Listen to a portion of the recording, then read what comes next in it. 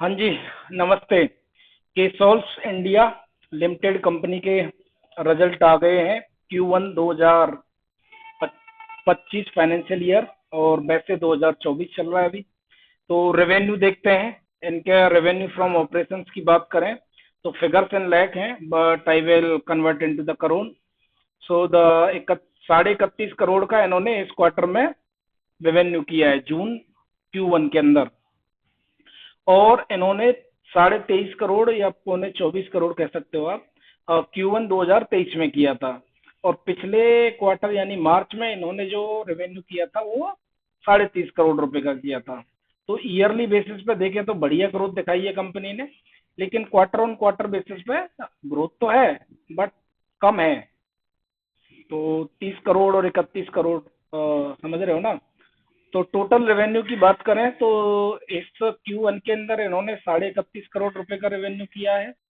और पिछले quarter Q1 में ये करीब करीब 24.25 करोड़ रुपए का रेवेन्यू था।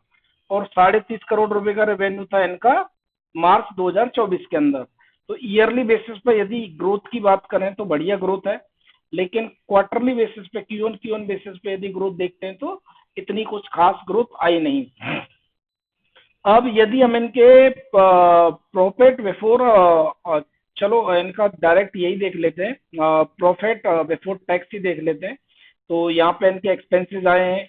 तो एक्सपेंसेस इनका Q1 में रहे हैं करीब करीब 19.25 करोड़ रुपए के, जो कि 14.25 करोड़ रुपए के एक्सपेंसेस थे इनके Q1 2023 के अंदर। और करीब करीब 17.25 करोड़ रुपए के एक्सपेंसेस थे इनके मार्च 2024 में। अब इनके प्रॉफिट बिफोर टैक्स की बात करें तो 11.81, करीब करीब 12.25 करोड़ रुपए का Q1 में इन्होंने प्रॉफिट प्रॉफिट बिफोर टैक्स किया है, जो कि 10.25 करोड़ रुपए का था इनका जून के क्वार्टर में, जून के क्वार्टर में 2023 में, पिछले साल। और 13.25 करोड़ रुपए का था इनका मार्च 2024 के अंदर। तो ईयरली बेसिस पे देखें तो बढ़िया नंबर आए हैं, लेकिन क्वार्टरली बेसिस पे यहाँ पे देखोगे तो डी ग्रोथ हो गया number because of this exception.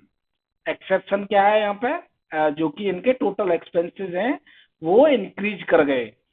तो इस वजह से यहाँ पे प्रॉफिट बिफोर टैक्स घट गया। तो अब आगे देखें तो आगे यदि हम बात करें तो यहाँ पे ये टैक्स कैलकुलेशन किया है इन्होंने कि भैया टैक्स कितना देना पड़ा है। और प्रॉफिट फॉर द प्रॉफिट की बात करें तो प्रॉफिट इनका आया है करीब करीब कंटिन्यूइंग फ्रॉम ऑपरेशंस थे। तो करीब करीब 9 करोड़ रुपए का इनका प्रॉफिट है जून 2024 के अंदर। और ये 7.5 करोड़ रुपए का प्रॉफिट था जून 2023 के अंदर। और ये 9.5 करोड़ रुपए का प्रॉफिट था इनका मार्च 2024 में। तो ईयरली बेसिस पे बढ़िया है, लेकिन क्वार्टरली बेसिस पे डाउनफॉल देखने को मिला है। और यदि हम इनके लॉस और प्रॉफिट की बात करें तो जो ये नंबर है वो सेम टू सेम ये लॉस और प्रॉफिट इनका निकल के आया है सेम इसी क्वार्टर में। करीब करीब 9.25 करोड़, करीब करीब 9 करोड़ मान लो आप, 9 करोड़ रुपए का इनका प्रॉफिट किया है इसमें इस साल। अब यदि इनके देखें तो कंप्रेंसिव इनकम, यहाँ पे comprehensive income for the year, और ये इनके comprehensive income for the year, हाँ चलो ये देख लेते हैं। तो ये इनका जो comprehensive income for the year आया है निकल के, वो आया है 9.25 करोड़ रुपए। तो 9.25 करोड़ रुपए का इन्होंने टोटल इनकम किया है इस साल।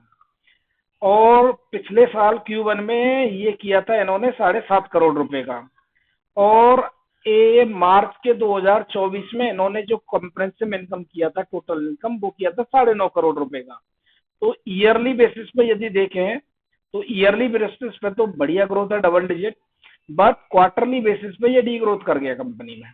तो ये थोड़ा चिंता का विषय है। अगर हम अर्निंग पर शेयर देखते हैं तो अर्निंग पर शेयर जून 2024 का निकल के आया है इनका 7.55 रुपए। और जून 2023 का ये निकल के आया था 6.40 रुपए। और 7.93 रुपए निकल के आया था मार्च 2024 का। यदि हम ईयरली बेसिस पे इसको कंपेयर करते हैं तो ईपीएस इनका बढ़िया ग्रो किया है, लेकिन वहीं क्वार्टरली बेसिस पे यदि कंपेयर करते हैं तो इनका ईपीएस कुछ खास ग्रो नहीं किया है। तो ओवरऑल यदि कंपनी के रिजल्ट देखें तो ईयरली बेसिस पे नंबर बढ़िया है। यदि हम जून के क्वार्टर को पिछले साल के जून के क्वार्टर के साथ कंपेयर करते हैं, लेकिन जब हम इसको क्वार्टरली बेसिस पे यदि कंपेयर करते हैं तो नंबर कुछ खास नहीं आए हैं। और एक मजेदार बात बताऊं, जब मैंने इस कंपनी को देखना स्टार्ट किया था, ट्रैक करना स्टार्ट किया था, तब इसका मार्केट कैप कुछ 80-90 करोड़ का हुआ करता था। अगेन 80-90 करोड़ रुपए का।